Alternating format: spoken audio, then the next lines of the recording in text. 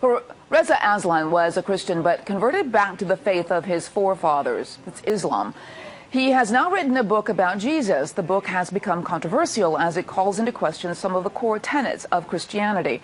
The book is called Zealot, The Life and Times of Jesus of Nazareth. And Reza joins me now from Los Angeles. Welcome. Thank you for having me. Well, this is an interesting book. Now, I want to clarify, you're a Muslim, so why did you write a book about the founder of Christianity? Well, to be clear, I am a scholar of religions with 4 degrees, including one in the New Testament and fluency in Biblical Greek, who has been studying the origins of Christianity for 2 decades, who also just happens to be a Muslim. So it's not that I'm just some Muslim writing about Jesus. I am an expert with a PhD in the history of religions. But I have been obsessed with Jesus. Though, it still begs the question, why would you be interested in the founder of Christianity? Because it's my job as an academic. I am a professor of religion, including the New Testament. That's what I do for a living, actually. So, I mean, it would be like asking a Christian why they would write a book about, Islam. I'm not sure about that. But honestly, I've been obsessed with Jesus for really 20 years. I've been studying his life and his work and the origins of Christianity both in an academic environment and in a personal level for about 2 decades. And just to be clear, this is not some attack on Christianity. My mother is a Christian. My wife is a Christian. My brother-in-law is an evangelical pastor. Anyone who thinks that this book is an attack on Christianity has not read it yet. But I want to read you some quotes from some people who are criticizing you. One from John Dickerson, who has written an op-ed piece on VoxNews.com, and he says, it's not a historian's report on Jesus. Is it an educated Muslim's opinion about Jesus? He says its conclusions are long-held Islamic claims, namely that Jesus was a zealous prophet type who didn't claim to be God. Well, that's actually not what Islam claims about Jesus. My book about Jesus overturns pretty much everything that Islam also thinks about Jesus as well. And to be clear, I just want to emphasize this one more time. I am a historian. I am a PhD in the history of religions. This isn't a Muslim opinion. This is an academic work of history, not about the Christ or about Christianity for that matter. It's about a historical man who walked the earth 2,000 years ago in a land that the Romans called Palestine. How are your findings different from what Islam actually believes about Jesus? Well, Islam doesn't believe that Jesus was crucified, first of all. Islam believes in the virgin birth. I mean, Jesus was most definitely crucified, and my book does question the historicity of the virgin birth. So again, I mean, I know that we've mentioned this 3 times now.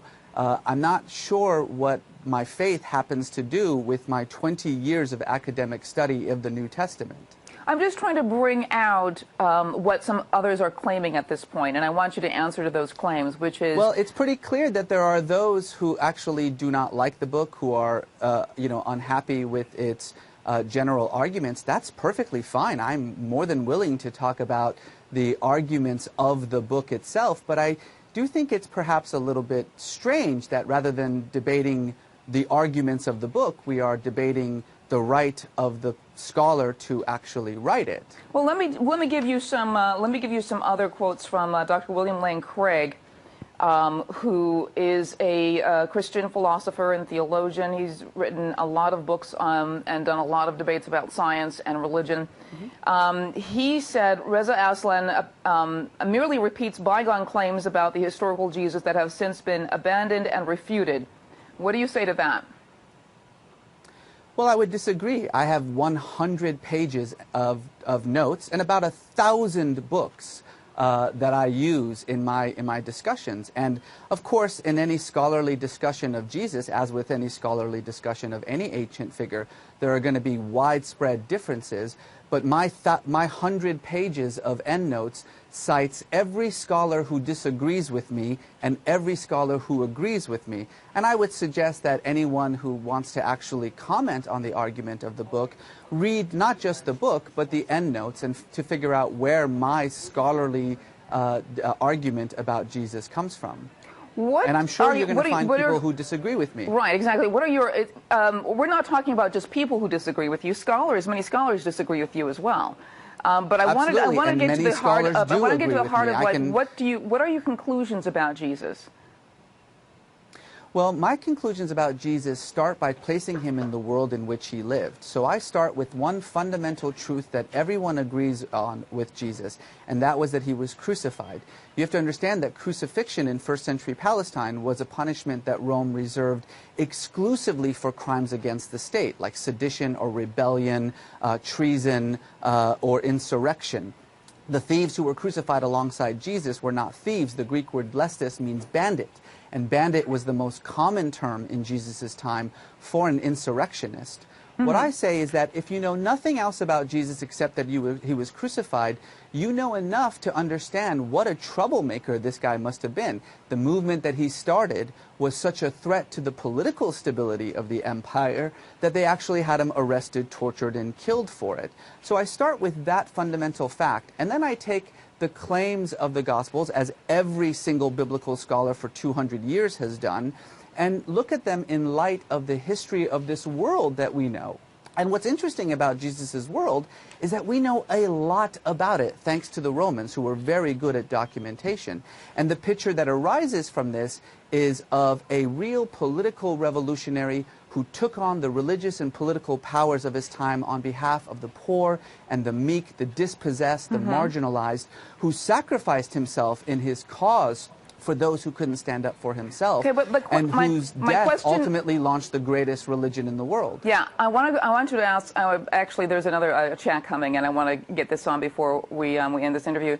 Taylor Kane just says, so your book is written with clear bias, and you're trying to say it's academic. That's like having a Democrat write a book about why Reagan wasn't a good Republican. It just doesn't work. Well, what do you say to that? It would be like a Democrat with a PhD in Reagan who has been studying his life and history for 2 decades writing a book about Reagan. But then why would a Democrat want to promote democracy by writing about a Republican?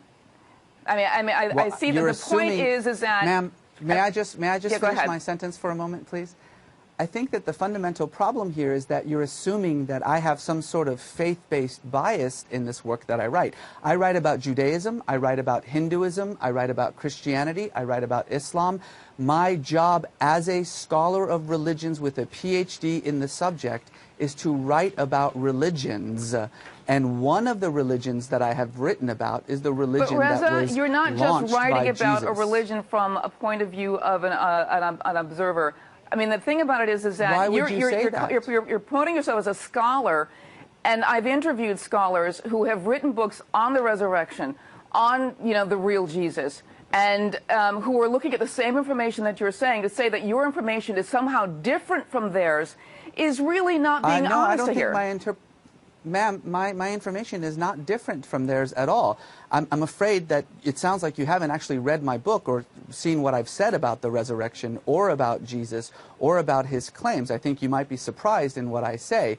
And there have been thousands of scholars who have written about this very same topic, many who disagree with me, many who agree with me. That's the thing about scholarship, is that it's a debate over ancient history, and I am one of those people making that debate. I think it's unfair to just simply assume, because of my particular faith background, that there is some agenda on this book. That would be like saying that a Christian who writes about Muhammad is by definition, not able to do so because he has some bias against it. And frankly, every book that's almost every book that's out there is by... I believe that you've been on several programs and never disclosed that you were a Muslim, and I think that's an interesting full disclosure. The second page of my book says I'm a Muslim.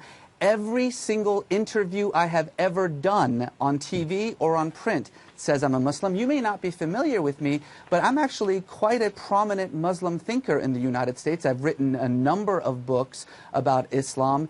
It's just simply incorrect to say that media isn't saying that I'm a Muslim. I would actually encourage you to actually try to find media that doesn't mention my biography, which, by the way, again, is on the second page of the book. All right, Reza, I want to thank you very much for coming on. The book is called Zealot, The Life and Times of Jesus of Nazareth. I want to thank you for coming on Spirited Debate. Thank you.